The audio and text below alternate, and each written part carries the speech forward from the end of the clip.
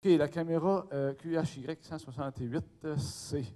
Vous savez, depuis 8 ans, depuis 8 ans, j'étais avec une caméra, une DSLR, OK?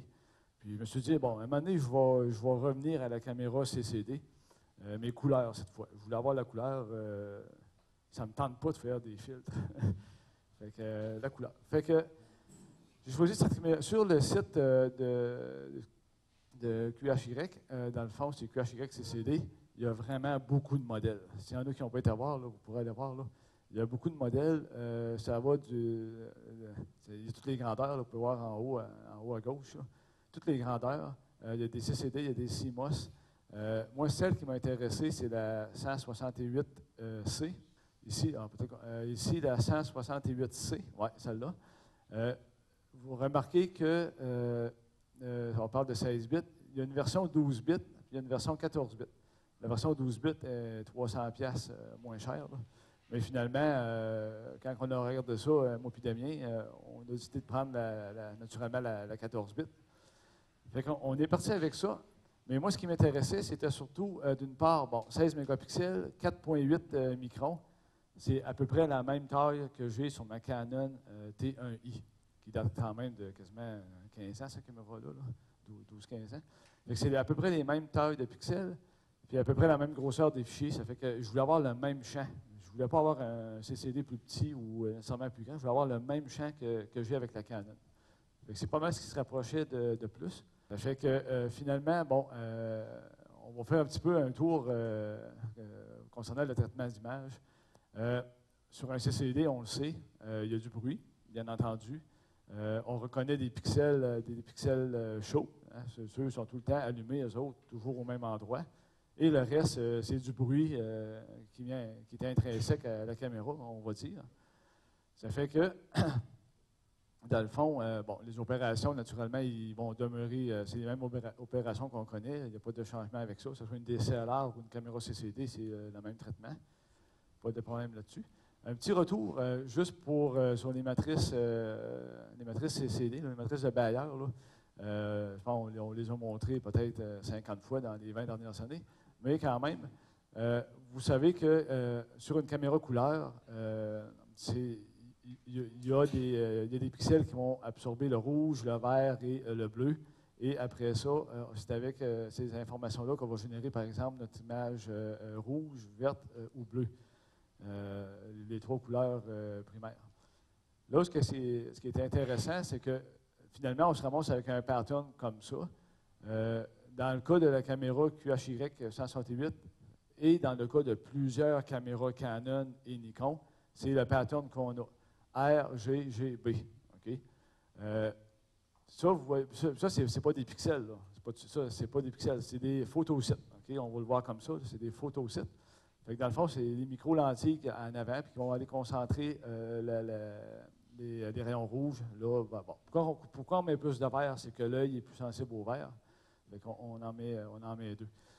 Mais là, ce qu'on sait peut-être moins, c'est que quand on fait le calcul des pixels, là, il y a différents types d'algorithmes qui dépendent du constructeur de la caméra. C'est lui qui décide. Mais ce qu'il faut retenir, c'est que grosso modo, en règle générale, pour un pixel donné, il faut faire le calcul, on va dire la moyenne, pas tout à fait ça, mais on va dire la moyenne. La moyenne des quatre couleurs-là va donner un pixel. Mais juste lui à côté, on va aussi réutiliser les deux qui sont là, on va aussi les réutiliser. Et vous voyez, fait que finalement, là, 4 photosites, ça donne un pixel. Mais puis il y a différentes méthodes qui sont appliquées. Puis un pixel, ça demande la participation autrement dit, un photosite peut participer, peut donner deux pixels finalement là, dans le calcul, comme on voit ici. Là. Celui-là, ici, c'est les 4, mais l'autre à côté, c'est aussi les 4, mais ces deux-là chevauchent. Ceci dit, petite anecdote en passant. On a eu la caméra cet été. J'ai fait toutes sortes de tests durant l'été. Toutes sortes de tests. Je ne me suis pas trop attaché tout de suite à faire du deep sky, mais ça a été plus vers août, le mois d'août, c'est-à-dire début septembre. au congrès, j'arrive, puis là, je rencontre justement Denis. Fait que là, finalement, je commence à parler. Je parle de ça à Rémi aussi. Rémi, il me regarde avec une face bizarre. Il dit, quoi qui ne marche pas dans ton affaire? Je sais, je ne comprends pas. J'ai commencé, je faisais mes opérations de base, mon traitement de base que je fais depuis 10 ans, là, depuis tout le temps. Puis, il restait, les dards, ils ne s'appliquaient pas comme il faut. Ah, mon mot n'est pas bon ici, mais il faut faire la débayarisation après le traitement et non pas avant. OK? Parce que on fait toujours les pré-traitements sur les images brutes, là, les images fites qui sortent de là. C'est là-dessus qu'on fait d'abord le pré-traitement et après, quand on veut passer en couleur, là, on va aller débayariser puis on va appliquer l'algorithme que j'ai montré tantôt sur les pixels. Fait que là, finalement, quand j'ai fait ça, ça s'est mis à bien marcher. Bon, ça, c'était le premier problème, on va dire, sérieux que j'ai rencontré. Après ça, bon, OK. Bon, sur nos images, naturellement, on a le signal de l'objet, c'est ça qu'on veut. On a aussi ce qu'on appelle le signal d'offset ou le bias. Là, ça, c'est inhérent au capteur, puis il est présent sur chaque image. Et le signal thermique, qui lui, il dépend de la chaleur. Fait que dans le côté du bruit, il y en a des sortes de bruits. Hein? On peut parler de bruit photonique, je ne les lirai pas, là, mais le bruit structurel, le bruit de lecture, bruit d'amplification, bruit de quantification. Je me souviens que Jean nous avait donné une excellente conférence il y a longtemps, peut-être, moi, ça a fait 10 ans. Hein? Fait que tout ça, dans le fond, on veut l'éliminer, ce bruit-là, le plus possible. Ça fait que, pour revenir finalement au setup avec la caméra, on a ici les caractéristiques de la Canon que j'utilise. Okay? La T1i, là, ça date d'une quinzaine d'années, 15 mégapixels, 14 bits, 23 par 14 mm, avec des pixels de 4.7. On voit que j'ai à peu près le même champ, là, 22 mm, 23 mm pour la QHY, 15 mm et 17. Fait qu'elle est un petit peu moins large que la Canon. Mais je trouve ça, c'est un CMOS. Vous voyez ici dans The Sky là, la différence que ça fait. C'est vraiment négligeable. Là. Ça, c'est la nébuleuse California. Là. Fait que j'étais bien satisfait de ça. C'est avec ça qu'on est parti. Bon, les avantages. Une forte réduction du bruit. Le capteur est refroidi, bien entendu. C'est ça l'avantage, le principal avantage d'une caméra pour l'astronomie. Plus grande sensibilité par le fait. Puis la caméra, là, ce qui est le fun, c'est que la Canon, la laisser après le télescope tout le temps, pas sûr. Fait que, tu sais, tu as la démarche après chaque soirée. Là, tu sais. Mais elle, je la laisse là. La caméra QHY, je la laisse là. Fait que finalement, j'ai réalisé que le foyer il pourrait rester bon en 2 séances, 2-3 séances. Le foyer n'était pas pire. Fait que c'est le fun, tu ne perds pas de temps avec le foyer. Bon, c'est sûr que ça aussi, sa température varie beaucoup dans le jour, puis tout. C'est sûr qu'il faut réajuster, mais enfin. Et en plus, je peux faire la photo à 20 degrés. Parce que là, comme cet été, il a vraiment fait chaud. Il y avait des ciels qui étaient quand même potables. Quand il fait 20, là, sur une caméra, une Canon, là, quand tu fais une pause de 5 minutes, c'est bien de valeur, mais il y a du bruit, ça n'a pas de bon sens. Avec la QHY, ça venait de régler ça parce que je l'ai refroidi, fait que ça règle le problème. Les fichiers avec la QHY, ils peuvent être très gros. On parle de fichier de 32 bits qui sort de là, 31 MB par fichier. Préparation est plus longue. Il faut refroidir la caméra, il faut ouvrir les logiciels, dépendance avec l'ordinateur, c'est bien tannant. Mise au foyer, peut être plus longue, logiciel. Avec la Canon, j'y allais avec le Live View. Le Live View, c'est merveilleux. Là. Tu fais le foyer, puis tiens, c'est fini. Mais là, avec ça, il faut trouver le logiciel. La caméra est plus lourde. Puis pas de Live View, comme je disais. Puis un nouveau programme à apprendre, nouveau logiciel à apprendre, puis là, Tascam. Bon. Fait que finalement, dans la caméra QHY 168C, c'est le même capteur que la Nikon D5100. Il y en a sûrement qui en ont ici. C'est le même capteur. Fait qu'on reçoit le paquet, on commande ça. Fait que voilà comment que ça arrive. Fait que on a vraiment la base. On a les 2 adapteurs ici pour brancher sur la caméra, le fil USB, qui a une plug particulière d'ailleurs, et le pouvoir. Fait qu'on reçoit ça. Fait que, premier test, lunette William optique 80 mm, un tube d'extension, puis la caméra, directement. Rien d'autre. Voici qu'est-ce que ça donne. Bon, là, je regarde ça. Il me semble qu'il y a une petite différence. Ici, c'est pris avec la Canon. Puis ici, c'est pris avec la caméra. Qu'est-ce qui se passe? La caméra QHY, elle bouffe l'infrarouge. OK? Puis en prend de l'infrarouge, indonésien, elle va en prendre. Fait que tu n'as pas le choix de mettre un filtre en avant. Soit tu mets un filtre qui bloque l'infrarouge, ou soit que tu mets un filtre qui laisse passer certaines longueurs d'onde que tu veux de l'infrarouge, entre autres l'hydrogène alpha, entre autres. Ça fait que les étoiles sont donc plus grosses essentiellement à cause de ça. Mais ici, sur la Canon, j'avais déjà un filtre ici, là, un filtre CLS-CCD de astronomique. Fait que là, je ne l'avais pas. Ça fait que c'est bien sûr que ça, c'est un clip-on qui se met directement collé quasiment sur le capteur de l'appareil Canon. Alors que lui, ici, ben là, il faut que j'achète un filtre 2 pouces. Bon, fait que on fait un autre test. Bon, OK. Les couleurs, on voit que les couleurs sont délavées, mais c'est parce qu'un infrarouge, là, elle sature. Ici, oui, il y a défiltré. La Canon, je l'avais. Oui, il y a défiltré. Ouais, ouais. Un autre test ici. C'était quand même pas mal potable. On analyse un peu plus proche. À un moment donné, je compare des photos. Je dis, c'est quoi ça, ces affaires-là? C'est quoi? Bien, c'est encore un autre inconvénient. Le fait que la caméra, c'est une réflexion qui vient, parce que là, il y a une vitre en avant, bien entendu, mais c'est une réflexion qui vient des étoiles brillantes dans l'infrarouge. Dans l'infrarouge, c'est une réflexion qui se fait sur la vitre. Fait que, raison de plus pour avoir le filtre en question. Ça fait que, ben, pour avoir ça, il faut sortir l'argent pour acheter le filtre. On commande le filtre chez Astronomique. Là, cette fois-ci, ce n'est pas un clip-on parce qu'il faut que je puisse le visser dans la caméra. Ça fait que c'est tout simplement ça. L'enveloppe est plus pesante que le filtre lui-même. Fait qu'on l'installe. C'est un filtre qui paraît bleu. On l'installe dedans, dans l'adapteur qu'on avait. Puis, en passant, si jamais vous commandez direct, prenez cette option si vous voulez payer 95$ de plus. Je vous l'ai dit, je l'avais déjà dit il y a une couple d'années, je me suis fait pogner une première fois. J'ai failli me faire pogner une deuxième fois. Parce que par FedEx, tu vas l'avoir demain matin. Tu le commandes, là, c'est 2-3 jours. 2 jours maximum. Je dis, non, je vais prendre la poste ordinaire. Puis finalement, il est arrivé en 4 jours par la poste ordinaire. J'ai sauvé 100$. OK. En passant, sur Astronomique, il y a des nouveaux filtres qui ont sorti de 0,3 mm d'épaisseur.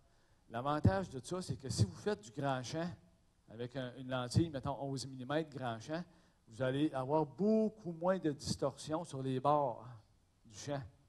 Ça fait que, ça, c'est les filtres, les clip-on, ceux qui visent dans la caméra, il y en a maintenant des 0,3 mm. Vous voyez la différence, là? Ça fait que ça vaut la peine de le commander, le 0,3 mm, si vous faites du grand champ.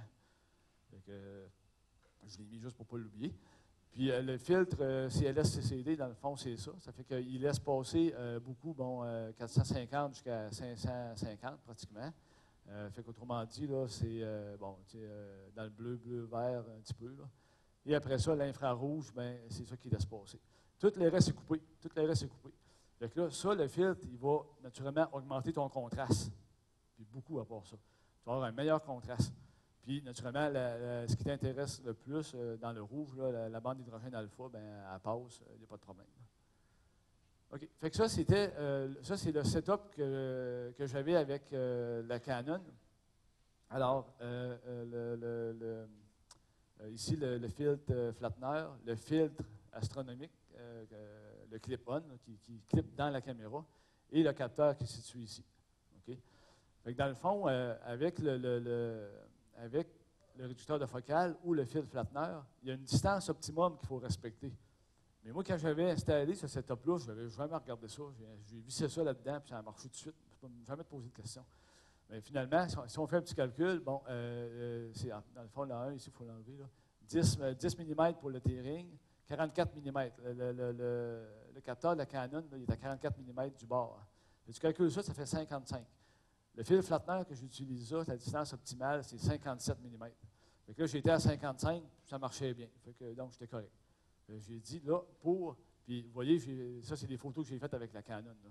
Fait que les étoiles dans les coins, là, c'était très beau, là, très, très bon. Là, une comète que j'ai photographié cet été. Après ça, bon, les Galaxies. Fait que le setup, il marchait là, avec la Canon numéro 1. Même affaire ici. Fait que là, dans le fond, bon, ben là, il faut que je trouve le même setup. Il faut que j'aille dans la même affaire avec la caméra. Je voulais avoir le même champ, la même affaire. Fait que donc, un fil Flatner, le filtre astronomique et la QHY. Mais le problème, c'est oh là là, ça ne se branche pas facilement. Fait que là, imaginez, en passant, j'étais avec Damien, fait que imaginez qui est Damien et qui est moi. Mais là, on retourne sur le site de QHY, puis là, on commence à lire un peu. Bon, OK. Ça, je l'avais vu, ça, mais je ne l'avais pas trop regardé. Là, finalement, il offre, il y a toutes les combinaisons possibles, là, il les offre toutes. Là. Fait que finalement, caméra, 2 pouces, un filtre 2 pouces, avec un fil flat. Parfait, c'est en plein ça que je veux. En plein ça. Mais là, ici, là, il manquait des affaires là-dedans. Ici, c'est ça. Il y avait d'autres parties, mais ils ne disent pas. Ils ne disent pas. Je dis, calvaire, comment je vais faire pour trouver ça? Même chose pour aussi connecter les lentilles Canon. Tu peux connecter les lentilles Canon aussi dessus. Fait que là, voici le montage qui est recommandé avec le filtre, les 2 anneaux. Fait que là, il faut commander ça. Fait que, c'est bon. Fait que là, en attendant, moi et Damien, on avait dit, on a plein d'adapteurs, ça va sûrement fitter, mais non, il n'y en avait pas un qui fitait, ça ne marchait pas. Ça ne marchait pas. Fait que pas trop de bonne humeur là-dessus. Fait que taponne, ça ne marche pas. Fait que là, finalement, vous voyez ici, dans le montage, il a fallu que j'ajoute des anneaux. Je crois qu'on va le voir un petit peu plus loin. J'ai posé la question, j'ai dit sur le groupe, j'ai dit, je veux connecter la caméra avec un fil Flatner Astrotech puis un filtre M48. Il doit y en avoir un qui l'a fait, ça ne se peut pas. Finalement, il y en a deux qui répondent après que j'aille insister. Là. À un moment donné, je dis, il y en a un qui répond, là, parce que j'attends. Là, finalement, voici qu'est-ce que j'ai eu. Fait que là, il dit,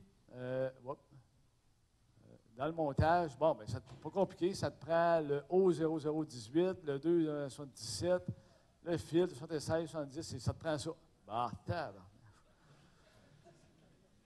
Puis en plus, il s'est trompé ici, il m'avait pas donné le bon numéro. Là, je cherchais ce numéro-là, ça n'existait pas. J'ai dit, coudonc. Fait que là, finalement, ça, c'est dans le but, que je présume, c'est que je vais avoir le même setup. Ma lentille, mon fil Flatner est là. Je veux avoir mon filtre. Bon, mon filtre ici, il n'est pas à la même place, mais on peut penser que ça n'influence pas tant que ça, le fait qu'il soit différent. Les 2 capteurs sont là. Il faut que j'aille ça. Fait que là, ici, je suis poigné pour mettre des anneaux. Il faut que je mette des anneaux d'extension pour arriver à la même distance. Un petit truc, avant d'acheter des anneaux, essayer les dons avant sans anneaux. D'un coup, ça marcherait. Fait que là, finalement, si je reviens ici tantôt, fait que là, on avait reçu les anneaux, puis là, on taponnait pour brancher ça. Là, ça venait maintenant, ça n'avait pas de bon sens. Là. On ne savait plus dans quel ordre mettre les affaires à un moment donné. Fait que là, en tout cas, maintenant, j'avais des sueurs, je dis, tu me manques encore un morceau. Fait que là, finalement, j'y vais pour l'option 1. Ça fait que voilà qu'est-ce que j'ai commandé. Notez ici que le numéro 77 et 76, le filtre de 1 pouce, il se connecte là-dedans. Puis là, pour être sûr que je ne me fasse pas pogner, quand j'ai commandé mon filtre CLS-CCD chez Astronomique, j'ai dit, va voir ce groupe-là, puis dis-moi que ton filtre, il va marcher là-dedans. Là, il m'a répondu, dit oui, ça va marcher. Correct. Fait que, on a commandé, fait que bon, on sort l'argent encore. Hein. On commande. On reçoit ça, tout content. Mais, ça prend des vis pour visser les anneaux. Des vis métriques M3 à tête conique. Bon, fait que là, OK, on vient de rater la soirée encore une fois. Fait que là, OK, on va en chercher. Bien, merci, il n'y en a pas à Rimouski. Il n'y en a pas. Ça me prenait 14 mm, tête conique. Il n'y en a pas. Je vais chez Rona, il n'y en a pas. Je vais chez Aumardouère. Il me dit, bien sûr, j'en ai, pas de problème. Merci. Il arrêtait à 18. Il y avait 18, 20, 22, 24, il n'y en avait pas en bas. Fait que là, finalement, ben, on va encore sortir l'argent. Mais ici, je pouvais en commander, là, j'en aurais eu 500 pour 17 piastres. 500, j'en avais besoin de 6. Fait que là, finalement, c'est là que j'ai appelé mon chum Steve à Québec. J'ai dit, trouve-moi des vis coniques. Une minute après, il m'a envoyé une photo. Il a dit, quelle grosseur tu veux, j'en ai des millions. Fait qu'il m'a envoyé ça, ça n'a pas coûté cher, ça faut dire. Fait que là, finalement, tout ça installé, voici les images que ça a donné. Là, on se rapprochait là, un peu plus de ce que j'espérais avec la Canon. Ici, j'ai des images de comparaison. APN, filtre, puis le fil Flatner. Ici, la même affaire. Vous voyez que les étoiles sont encore plus grosses ici. Mais ça, je crois que c'était vraiment la qualité du ciel qui rentrait en ligne de compte, là. Et puis, la QHY seule, on voit que les étoiles sont beaucoup plus grosses là, quand il n'y a pas le filtre. Deuxième problème, j'ai encore un petit peu de coma dans les coins. Ça, je n'ai aucune idée pourquoi. Théoriquement, j'étais à la bonne distance. À ce moment-là, j'avais calculé mes affaires, j'étais à la même distance. Fait que là, c'est là que j'ai dit, ouais, peut-être que finalement, mon calcul était bien pas bon. Fait que là, tu sais, 3 soirs, on a taponné avec les anneaux, on enlève les anneaux, on met les anneaux, finalement, encore, en tout cas. Fait que ce problème-là, il n'est pas 100% résolu encore. Hein? Non, ça ne prenait pas d'autres vis. Fait que, vous voyez, là, ici, le QHY, c'est ça, avec le fil Flatner, puis avec quand je mets le filtre en avant, là, on voit que les étoiles sont vraiment plus petites. Là. Ça fait que ça fait une bonne différence. Ici, les étoiles sont un petit peu bleutées, c'est un manque de focus là, qui est arrivé. Là. Comme d'habitude, vous vous souvenez de l'année passée, là, cette couleur-là, à mes cœurs, ça n'a pas de bon sens. Là. Quand c'est refouillé, c'est cette couleur-là. Aussi, en passant, hein, le rouge est beaucoup moins impacté. C'est RGB. Là. On le sait, ça, là, les images rouges, là, la RGB, là, finalement, l'image rouge est beaucoup meilleure. Les étoiles sont toujours plus petites. Alors que le vert et bleu, les étoiles sont grosses. Mais bon, en tout cas. Faire le foyer, c'est tout le temps un petit peu problématique. Voici quelques exemples que j'ai faits durant l'été. Une bulle du serpent, M11, NGC 663. Après ça, Bernard 433, ça c'est c'est dans le Cygne, nébuleuse obscure. Je n'ai pas beaucoup d'exposition là-dessus comme tel. Là. C'était plutôt des tests que je faisais. Là. La comète Pan-STARRS ici, là, les Pléiades. J'ai une seule image ici. Une seule image de 5 minutes. Fait que, c'est pas mal intéressant. Bernard 293, ça, cette image-là, il est bas. Il est assez bas il est vraiment à l'ouest du Sagittaire, là, relativement bas. Fait qu'il y a des étoiles, ça n'a pas de bon sens. Là. Andromède, quelques pauses de 30 secondes. C'était vraiment des tests que j'ai faits. Fait qu'on a le montage ici. Vous voyez la caméra, le câble USB, le câble de pouvoir. Puis, bon, ici, là, j'ai été attaché. C'est parce que la partie ici, là, c'est juste une vis qui tient ça. Je n'ai pas envie qu'elle tombe à terre. Hein? Ça fait que je l'attache. Fait que là, on voit les quelques anneaux que j'ai eu à mettre. Là. Hop. Il y a une autre vue ici. Là. Encore, moi, je suis juste attaché pour être sûr qu'elle ne tombe pas. Là. Mais elle est quand même pas très pesante. C'est aucune comparaison avec les S-Big qu'on achetait. Là. Elle est plus pesante que la Canon. Elle est plus pesante. Ouais. Bon. Fait que là, finalement, avec photo un peu plus sérieuse, là, on partait pour de vrai. Fait que 38 pauses quand même de 5 minutes. Celle-là, 26 pauses de 5 minutes. NGC 1333, c'est dans Percé, ça. Pas mal intéressant. Là. Fait que la caméra a du potentiel, il n'y a pas de doute. NGC 457, E.T. Voilà. Puis là, ben, ouais, c'est 3 amours verts dans Cassiopée. Je ne sais plus quel numéro. La California ici. Fait que ça, c'est l'image couleur qui sort de la caméra. Là. Puis regardez, si je prends juste la rouge, là, regardez la différence. Elle bouffe vraiment le rouge. C'est fantastique. Là. Là, ce que j'ai hâte d'essayer, c'est des photos grand champ. Vraiment grand champ, là, couvrir 50 degrés, là, puis regardez comment ça va faire. Ici, un amas de galaxie, juste en bas de NGC 891. Vous voyez, là, bon, les couleurs n'étaient pas très bonnes, là, mais il n'y a pas de galaxie. pas de problème, c'est allé chercher ça. Ça fait que, bon, bien, pour revenir, là, vous voyez ici un peu le montage avec les anneaux là, en question. C'est bien plate, là, mais au moins, en tout cas, il offre tout. Mais le seul problème, c'est qu'il faut y commander les anneaux. C'est ça le pire. Là, il y a tous les dessins et tout. C'est assez bien, quand même bien expliqué. Puis souvent, le président, il répond sur le forum. Ça, c'est assez rare. Au risque de se faire blaster, il répond. Mais il ne répond pas 2 fois. Il répond une fois, mais au moins, en tout cas, c'est assez... Un autre morceau aussi que je voulais acheter, c'était ce morceau-là. Géo-optique, je ne sais pas s'il y en a qui l'ont ici. C'est à peu près la braquette la plus solide que j'ai vue là, pour visser une lentille Canon, là, mettons, après la caméra. Ça, c'est un exemple. Ce n'est pas une QHY, là, mais... Fait que là, j'ai commandé ça à Lire la nature. J'ai failli me le commander tout seul, mais en tout cas, j'ai dit à Stéphane, commande-moi là en même temps. Ça a pris 6 mois avant qu'il arrive. Je l'ai reçu hier, je l'ai cherché hier. Ça a pris 6 mois. Fait que le logiciel de base, il y a un logiciel de base qui marche sur XP. Fait que c'est un logiciel vraiment, vraiment basique. C'est lui qu'on utilise présentement parce que j'ai juste un XP à l'observatoire. Là. Je n'ai pas upgradé de PC encore. Ça marche bien, mais c'est vraiment, vraiment basique. Ça fait que tu peux contrôler la température, tu le mets auto, tu sais que la température, puis ça y va, là. Ça prend quelques secondes. Hein. C'est pas long, ça se stabilise, là. Ça marche merveilleusement bien. La fonction d'histogramme ici, c'est pourri, là. Inutilisable tellement que c'est mal fait. Mais on peut faire un preview, un focus, capture. Puis quand on veut faire plusieurs pauses, bien, on vient tout simplement régler notre temps d'exposition ici, le nombre de fois qu'on veut répéter la pause. Puis, ça marche bien, c'est un petit logiciel qui marche là, sur n'importe quelle machine. C'est pas mal intéressant. Puis pour le focus aussi, ça marche très bien. Là. Puis la caméra, elle fonctionne USB 3.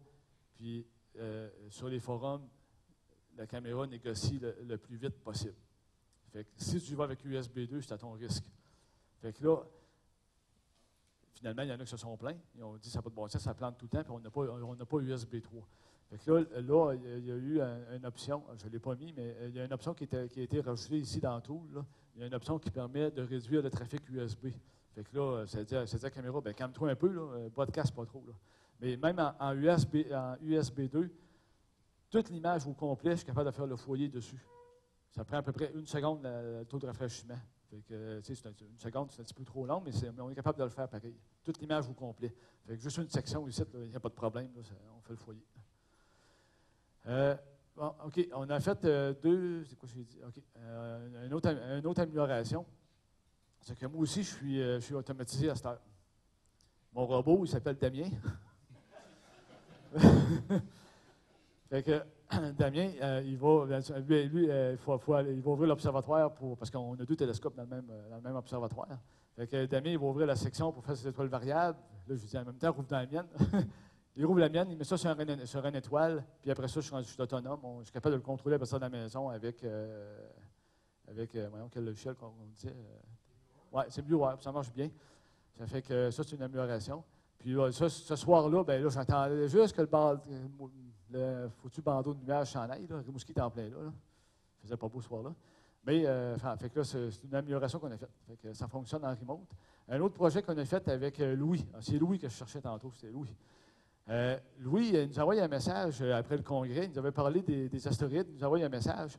Puis finalement, on a dit, ah oui, s'il fait beau, on va regarder ça. Damien, il m'a envoyé un message. J'étais à la maison, on testait le remote, là, justement. Il m'a envoyé un message. Il dit, tu te rappelles le message de Louis? Ah, c'est à soir. Ah, sainte, c'est à soir. Fait que là, il était 21h30 ou 25, quelque chose de même. Ça commençait à 35. Il me reste 5 minutes. Louis est à Québec, mais là, il n'était pas en ligne. Damien est à l'observatoire, moi, je suis chez nous. Là, il nous reste 5 minutes. Comment qu'on va faire? Là, Damien, il dit, on va déplacer le télescope, puis on va arrêter les moteurs. Fait que là, en arrêtant le moteur, naturellement, ça s'est mis à drifter. Puis pendant que les étoiles se déplacent, bien, l'astéroïde va passer. Fait qu'on devrait avoir de quoi. Très, très bonne idée. Fait que, finalement, voici la photo. Là, ce qui est arrivé, c'est que j'étais en train de poser la California. J'ai arrêté l'autoguideur, mais je n'ai pas arrêté la caméra. Fait que là, Cette étoile-là, qui est l'étoile brillante reliée à NGC, la nébuleuse de California, bien là, vous voyez qu'elle est partie. Le télescope, je l'ai déménagé. Fait que là, il restait 1 minute. Fait que là, Damien, il dit dépêche-toi, dépêche-toi. Il déplace le télescope. Là, j'entendais le télescope au téléphone. Donc on parlait au téléphone. J'entendais le télescope. Là, je dis OK, on est correct. Damien, il ferme la switch. Fait que là, il n'y a pas d'autre façon d'arrêter, apparemment. Il ferme la switch. Fait que là, ça s'est pris. Fait que là, on a attendu quelques minutes. Puis après 3-4 minutes, c'était fini. Ça durait 11 secondes, l'événement. Fait que là, on regarde ça. Bon, maudit, j'ai oublié d'arrêter ma photo. Là, on a regardé un peu. Ouais, il n'y a rien. Ah, ici. Ah, pas tant. Peut-être que c'est celui-là.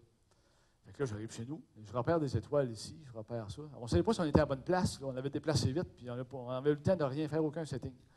Fait qu'on arrive là, je reconnais. Je mets ça dans The Sky. L'astéroïde était là. Je reconnais ces étoiles-là. J'ai dit, maudit, on était à la bonne place. On a envoyé ça à Louis. Louis, il a fait un découpage. Il a fait le découpage. En fait, il a pris la traînée au complet. Il a fait une courbe avec ça. Puis, je pense qu'il était plus heureux que nous autres. Là. Il flottait dans les airs, Louis. Là. Il a sorti un beau graphique. Regardez l'image finale que ça a fait. Fait qu'on l'a eu. Fait que ici, c'est la magnitude de l'astéroïde, finalement, devant l'étoile. Fait que ça a marché. Ça a marché. C'était un premier test. On va en faire d'autres. Là. On a bien aimé ça. Là. C'était pas mal un petit projet. Un petit projet qui s'est fait en 5 minutes. Un autre ici, Algol. Mais là, j'ai aucune calibration, rien. C'est juste des pauses. Fait que c'est juste un test bien basique. Il n'y a aucune calibration. Là. Il y a des étoiles guides, d'étoiles de référence. J'en ai pas vraiment dans le champ, d'étoiles officielles. En tout cas, j'ai fait la moyenne des étoiles que j'avais autour, puis j'ai soustrait ça, ça a fait une courbe. Mais on avait raté le début. Là. On va la reprendre, en tout cas, celle-là. Fait que, la semaine passée, un beau cadeau de Noël. Il reste combien de temps? Oui, là, c'est une note. Non. Je prends une photo, je vois ça. Là, je dis, ouais, c'est un arbre de Noël, cette affaire-là. À Rimouski, il a fait chaud durant septembre, octobre, ça n'a pas gelé. Je pense que c'est la première fois de ma vie que ça n'avait pas gelé en octobre. Là. Mais le 2 ou 3 novembre, là, la température a chuté assez vite, autour de -9, là, une couple de jours. La caméra était dehors à l'observatoire. Je présume qu'on a eu un petit problème. Je prenais des photos, puis regardez l'image que ça donnait. C'était comme si je l'avais pris à plus 80. Là. Il y avait tellement de bruit dans l'image, là, il n'y avait rien à faire avec ça, absolument rien. Essaye un soir, essaye 2 soirs, le même problème. Démanche la caméra, je la ramène chez nous, je la laisse 2-3 jours dans la pièce. Je la rebranche. Ah, chez nous, c'était beau. Bon. Mais là, entre-temps, j'ai envoyé des messages sur le forum de QHY. Un des ingénieurs, il me dit, je pense que c'est un problème hardware. Il dit, retourne-moi là. Là, en montant, j'ai ramené la caméra. Fait qu'elle est filée dans la nature. Elle va partir lundi pour le Japon. Fait que c'est bien plate. J'ai pas vu d'autres, sur les forums, j'ai pas vu d'autres personnes qui ont eu ce problème-là. Mais si lui m'a envoyé ça, c'est parce qu'il devait savoir. Là, il devait savoir certain qu'il y avait un problème. Fait que c'est ça. Fait que pour ça, ça prend encore de l'argent. J'aurais pu l'envoyer moi-même, là, mais Stéphane, pour qu'il m'a négocié, j'aurais pu l'envoyer moi-même par la poste express. Ça coûte 100 $. Puis ça coûte 100 $ l'envoyer express. Là. Mais en tout cas, fait que là, c'est la nature qui va l'avoir. Fait que voilà, c'est fini. As-tu encore des questions? Merci, Luc. Dans ton choix de filtre en avant de ta caméra, là, pour éviter un peu les grosses étoiles, tu utilises un CLS-CCD. Oui. Il me semble qu'il y a l'équivalent aussi, juste IR-cut, UV oui. et IR-cut. Oui. C'est quoi qui a guidé ton choix entre les deux? Je voulais avoir la même affaire qu'avec la Canon. Simplement, OK. Simplement. Mais j'aurais pu envoyer différents filtres. Ouais. C'est bon? D'autres questions? La question qui tue, ça nous brûle sur les lèvres. Si c'était à refaire, est-ce que tu achèterais cette CCD-là par rapport à ta Canon? Bien, là, j'avoue qu'il y a une couple de semaines, il y a une couple de jours, je me suis dit, j'aurais peut-être bien dû acheter une Canon dernier modèle, là. Tu sais, une Mark II défiltrée, là, ça doit garocher pas mal, ça. Là. Mais, regarde, cette caméra-là, elle coûte quand même pas cher. Là. Tu sais, elle a coûté 2000 $. Là. Puis, à part les filtres, à part les vis, puis à part moi. Mais quand même, je dis 2 000 c'est arrivé. Là. Elle m'a coûté les taxes comprises, tout, c'était à peu près 2200, je pense. Ça. Mais ils ont une bonne réputation, les caméras. Là. Ils ont une bonne réputation, ça fait que ça ne m'inquiète pas trop. Là. Mais effectivement, par rapport à une Canon, c'est plus simple avec une Canon quand tu as l'autofocus déjà après. Le live view, c'est-à-dire le live view, déjà tu sauves du temps. Puis les logiciels pour piloter la caméra, ben Canon, ils ont les logiciels, là, si tu veux le piloter. Là. Mais moi, j'ai fonctionné, là, durant plusieurs années, j'ai fonctionné juste avec la caméra, pas d'ordinateur. Tu n'as pas à toucher l'ordinateur, tu as juste besoin de la caméra puis tu prends une photo. Disons que, tu sais, il faut se poser la question. Il faut se poser la question parce que opérer une caméra Canon à moins 20, je l'ai fait plusieurs fois. J'ai jamais eu de problème. J'ai jamais eu de problème. Mais c'est clair qu'on sort un peu du range. Là, pas trop. Si tu as un problème avec la Canon puis tu dis que ben, j'étais dehors à moins 20, il va te dire ouais. C'est pas sûr que. Mais ça a tout le temps bien marché. Si tu as pensé si bien, si c'est la photo couleur qui vous intéresse, là, il faut y penser, effectivement. Là. Contactez Luc avant d'acheter. Si c'était à refaire, je pense que je le ferais pareil. Là. J'achèterais celle-là. Là. Pour le bruit, parce que l'été, la Canon à plus 20 degrés, là, c'est bien de valeur, mais tu peux quasiment rien faire. Il y a trop de bruit dans l'image. Merci beaucoup, Luc.